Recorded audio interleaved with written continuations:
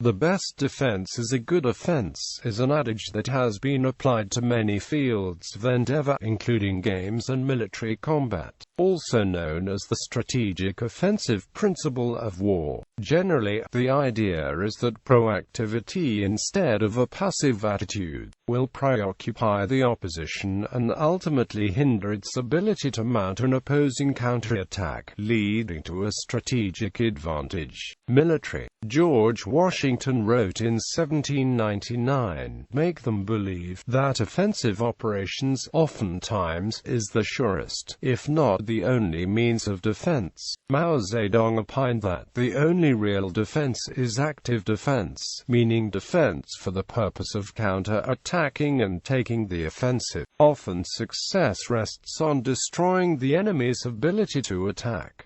This principle is paralleled in the writings of Machiavelli and Sun Tzu. Some martial arts emphasize attack over defense.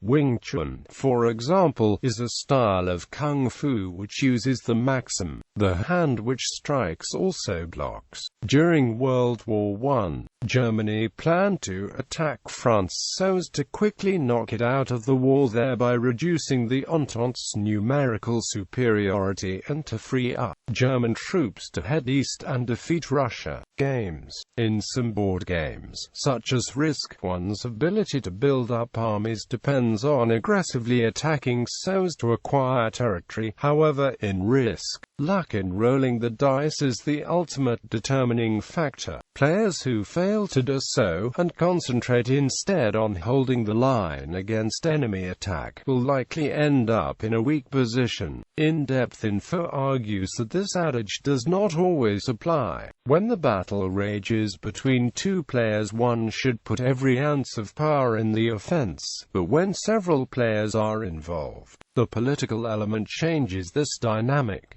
Quote, "In chess, one's ability to prevent enemy attacks often depends on maintaining the initiative, i.e., making a series of threats that the opponent in misuses turns to parry, rather than launching his own attacks. Thus, common tips used in conjunction with this adage is that the best way to upset your opponent's plans is to become menacing, and that the best way to stop an enemy threat to your own king is to attack his." In sports such as football and basketball, the adage is used to note that success can hinge on an effective offense that keeps the ball on the other team's side of the field, thus not only creating scoring opportunities but preventing the opposing team from scoring. Business.